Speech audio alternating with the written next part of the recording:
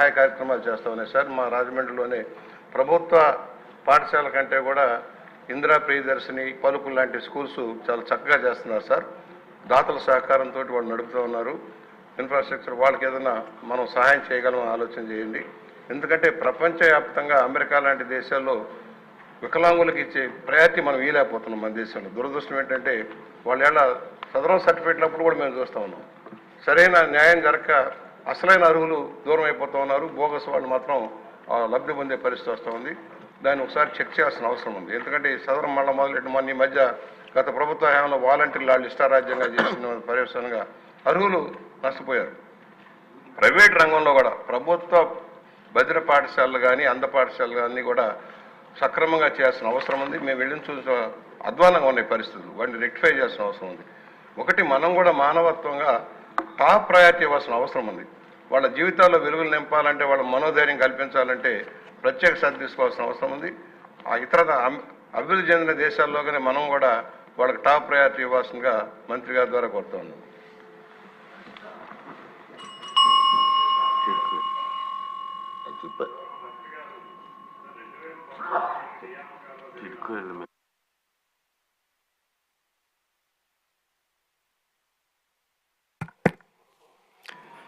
రెండు 2018 నోటిఫికేషన్ అధ్యక్ష, 2019లో నియామకాలు జరిగాయి అధ్యక్ష. ఆ వెయిటేజెస్ ఆఫ్ దీంట్లో రాంగ్గా ఇచ్చేసి కొంతమంది అర్హులు రాకుండా పోయారు అధ్యక్ష.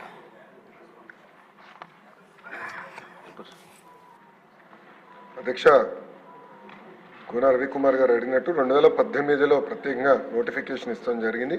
అదే 2019లో వైకాపా ప్రభుత్వంలో అక్కడ నియామకాలు కొంచెం అవకతవకలు జరిగినాయి అనేది చెప్పిన గౌరవ సభ్యులు చెప్పారు. ఆ వెయిటేజ్ పాయింట్స్ అని ఒకసారి రీవెరిఫై చేసి అది మేము హౌస్లో పెడతాం అధ్యక్ష. Thank you. Question number 118 home minister.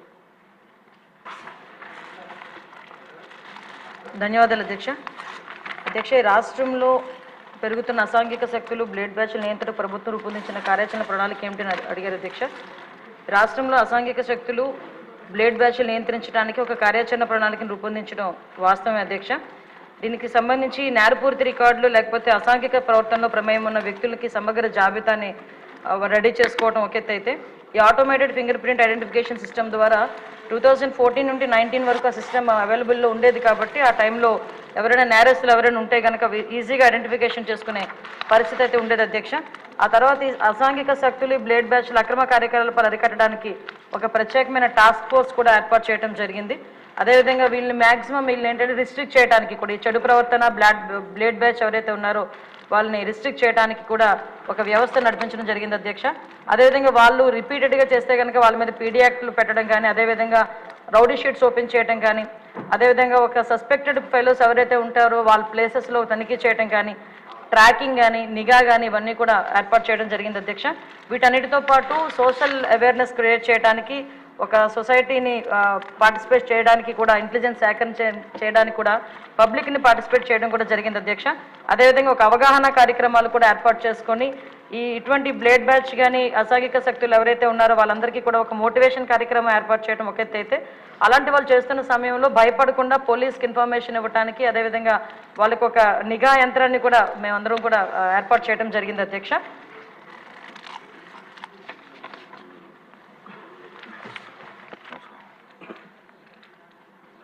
Balaramakrishna గారు. అధ్యక్ష, ధన్యవాదాలు. గత ప్రభుత్వ హయాంలో రాష్ట్రంలో గంజాయి, బ్లేడ్ బ్యాచ్, రౌడీయిజం, దొంగతనాలు, ఆన్లైన్ యాప్స్, క్రికెట్ బెట్టింగ్లు, దేవాలయాలపై దాడులు, మహిళలపై మిస్సింగ్ కేసులు, చాలా అసాంఘిక కార్యక్రమాలు అడ్డంగా మారింది అధ్యక్ష. ముఖ్యంగా చూస్తే స్కూల్స్, కాలేజెస్, యూనివర్సిటీతో సహా అన్ని చోట్ల గంజాయి అమ్మేవాళ్ళు ఉన్నారు. పారాసిటమాల్ ట్యాబ్లెట్, చాక్లెట్లు, బిస్కెట్లు దొరకని చోట కూడా గంజాయి దొరుకుతుంది అధ్యక్ష. యువత అంతా కూడా నాశనం అయిపోతున్నారు, వాళ్ళ భవిష్యత్తు అంతా కూడా నాశనం అయిపోతుంది. ఇలాంటి వాటిపై ఎలాంటి చర్య తీసుకోబోతుంది? అదేవిధంగా చూస్తే బ్లేడ్ బ్యాచ్, రౌడీయిజం గత ప్రభుత్వ హయాంలో రాజానగరం నియోజకవర్గంలో బ్లేడ్ బ్యాచ్ అడ్డాగా చేసుకుని భూ కబ్జాలు, స్థల కబ్జాలు, రౌడీయిజం చేస్తూ ప్రజలను భయభ్రాంతులు చేయడం కూడా గురి జరిగింది. అదేవిధంగా మన ఉప ముఖ్యమంత్రి వర్యులు శ్రీ పవన్ కళ్యాణ్ గారు అక్కడ ఎన్నికల్లో ప్రచారంలో భాగంగా కోరుకొండ వచ్చినప్పుడు అక్కడికి మీటింగ్కి వచ్చిన వాళ్ళని 400 మంది బ్లేడ్ బ్యాచ్ ఈ గంజాయి టీం అందరూ కలిసి అక్కడికి వచ్చినటువంటి వాళ్ళందరినీ కూడా భయభ్రాంతులు కూడా చేయడం జరిగింది. ఇంత దారుణమైన పరిస్థితులు ఉన్నాయి అధ్యక్ష. అదేవిధంగా చూస్తే ఈ మధ్య ఏళ్లలో బంగారం దొంగతనాలు, ఎలక్ట్రిసిటీ ట్రాన్స్ఫార్మర్స్ కూడా పొలాల్లో రైతులు మోటార్లు, లిఫ్ట్ ఇరిగేషన్ సంబంధించిన మోటార్లు కూడా దొంగతనాలకు గురవుతున్నాయి అధ్యక్ష. అదేవిధంగా చూస్తే ఆన్లైన్ లోన్ యాప్స్ ద్వారా యువతలను అట్రాక్ట్ చేసి వాళ్ళకి లోన్స్ ఇస్తున్నారు, భయంకరమైన వడ్డీలతో వేధిస్తున్నారు.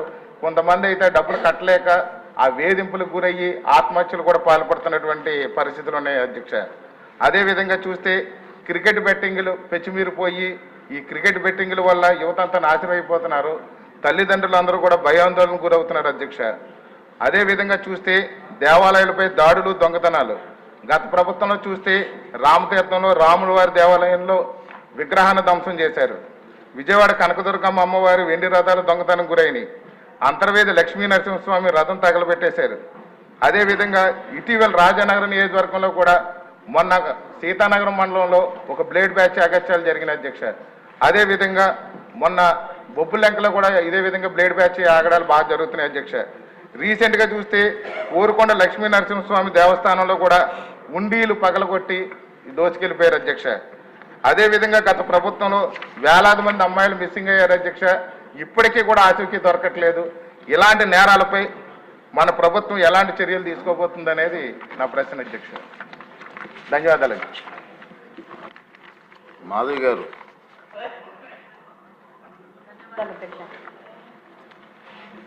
ధన్యవాదాలు అధ్యక్ష. అధ్యక్ష, గతంలో మనం చూసేవాళ్ళం సంఘ విద్రోహ శక్తులు అంటే ఏదో బయటి దేశాల నుంచి వచ్చి ఇక్కడ టెర్రరిస్ట్ యాక్టివిటీస్ చేసి ఇక్కడ యొక్క శాంతియుత వాతావరణాన్ని, మన భారతదేశం వాతావరణాన్ని డిస్టర్బ్ చేయడానికి చేసే వాళ్ళని తీవ్రవాదులు అనేవాళ్ళము, సంఘ విద్రోహ శక్తులు అనేవాళ్ళము.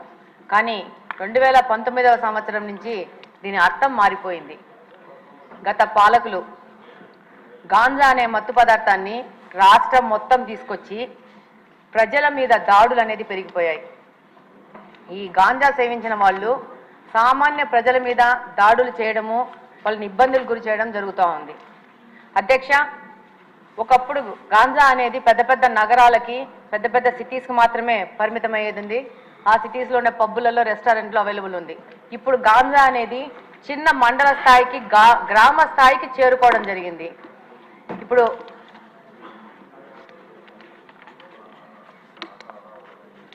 ఈరోజు మామూలుగా తిరుగుతూ ఉంటే ఈ గాంజా ఇంత ఎక్కువైపోయింది ఏమని మాట్లాడుతుంటే స్టూడెంట్స్ అడుగుతూ ఉన్నారు,